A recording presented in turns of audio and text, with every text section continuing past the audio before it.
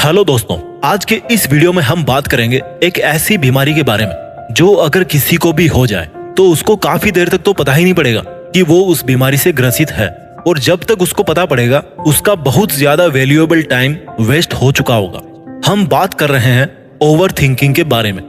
जरूरत से ज्यादा सोचना। बंदा बैठा हुआ है किताब खोल के 1 घंटे से पढ़ाई करने के लिए, लेकिन पिछले 1 घंटे से वो पढ़ाई नहीं कर रहा, बल्कि वो कुछ ना कुछ सोचे जा रहा है, सोचे जा रहा है, सोचे जा रहा है। कोई अंत ही नहीं आ रहा सोचने का, सोचने से रुक ही नहीं रहा। ऐसे सोचे जा रहा है जैसे उसने सोच नाम के प्लेनेट के टूर का फुल टिकट ले रखा है। जब भी कोई काम करने जाता है फिर से उसके दिमाग में वही सोच घुसी रहती है। जब कोई डिसीजन लेना चाहता है तब भी इतनी बार सोचता है कि डिसीजन ही नहीं ले पाता। Paralysis by analysis.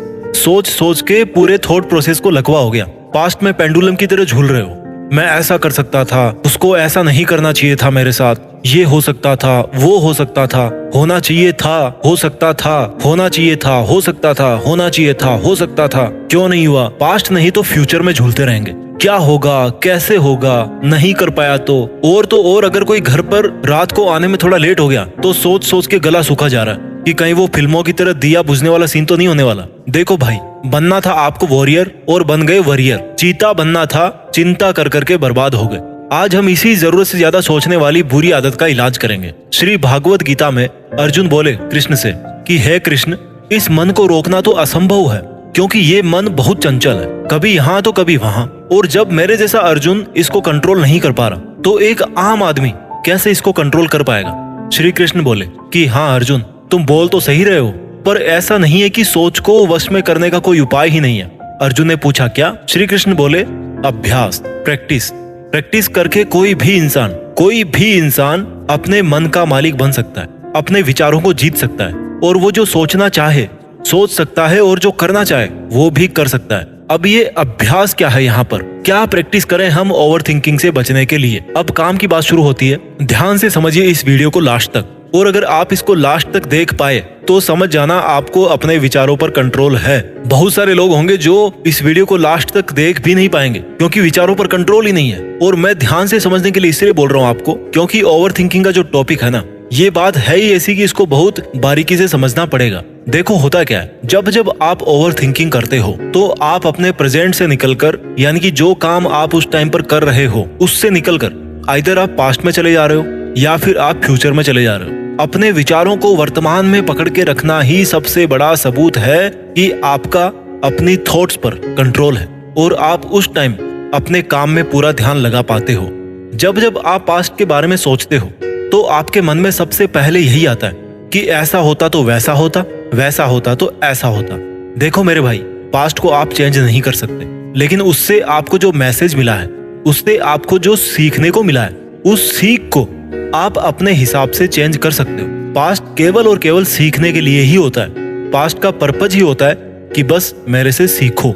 इस बारे में मत सोचो कि क्या हुआ और क्या नहीं हुआ, केवल इस बारे में सोचो कि जो भी हुआ उससे मुझे क्या मिला। अगर मेरा कुछ नुकसान भी हुआ तो भी मुझे वहां से कुछ ना कुछ जरूर मिलता है, और वो कुछ ना कुछ क्या होता है? सीख, लेसन। और जैसे ही आप अपने आप को ये रियलाइज करवाओगे कि पास्ट होता ही सीखने के लिए है, पास्ट ना कमी निकालने के लिए होता है ना दोष देने के लिए होता है, केवल सीखने के लिए होता है, उसी वक्त आप अपने आप को पास्ट से मुक्त कर लोगे। जब जब आपको पास्ट का विचार आए तो केवल ये सोचो कि जो होना था वो हो गया। अब उस पास्ट से एक मैसेज लेकर के मैं अपने आज को कैसे बेहतर बना सकता हूँ। आपका जो अल्टीमेट एम है ना, वो होना चाहिए लिविंग इन द प्रेजेंट, वर्तमान में जीना।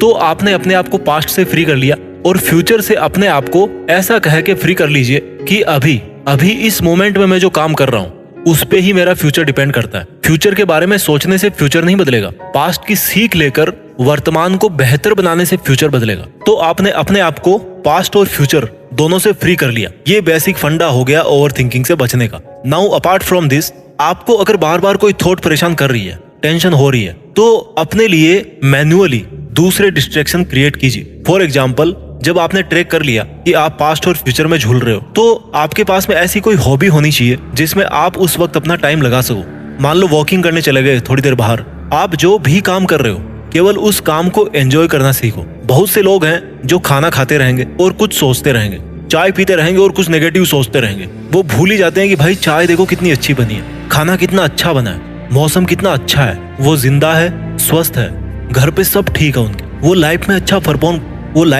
परफॉर्म कर रहे हैं, अच्छी मेहनत कर रहे हैं। एक जो ग्रेटिट्यूड है आपकी जिंदगी में, जो आपके पास में है उस वक्त, उसको हम भूल जाते हैं। आपके पास ऐसी बहुत सारी चीजें हैं, for them you should be grateful.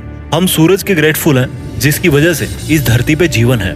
हम ऑक्सीजन के ग्रेटफुल हैं जिसकी वजह से हम सांस ले पाते हैं। इसलिए लंबी सांस लो और बोलो कि जो मुझे चाहिए इस लाइफ में, इस वक्त अपने काम पर ध्यान देने के लिए, ओवर थिंकिंग से बचने के लिए, वो सब है मेरे पास। ना मेरे पास किसी चीज की कमी है और ना कोई ऐसी चीज है जिसकी कमी हो और मैं हासिल ना कर सकूं। तो ऐसा सोचोगे तो आप अपने आप को हर तरह की चिंता से, पास्ट से, फ्यूचर से मुक्त कर लेते हो, which is another way to enjoy the present and stop over thinking. आपकी लाइफ में अभी अगर कोई प्रॉब्लम आ रही है जिसकी वजह से आप सोच सोच के परेशान हो रहे हो, तो आपका टारगेट ये होना चाहिए कि आप उनके सॉल्यूशंस के बारे में सोचो, ना कि प्रॉब्लम के बारे में। अगर मान लो आपकी सिस्टर जॉब करती है और उसकी शाम को 5 बजे छुट्टी हो जाती है और रात के 10 बज गए, अभी तक वो घर नहीं आई, तो क्या आप बैठ के केवल चिंता करोगे या फिर उनके ऑफिस में कॉल करोगे, कहीं से पता लगाओगे, किसी और की हेल्प लोगे? यानी कि every time, every moment you have two choices, either you think about problem और you think about it solution. हर टाइम, हर घड़ी आपके पास 2 ऑप्शन होते हैं। आप या तो प्रॉब्लम के बारे में सोचते रहें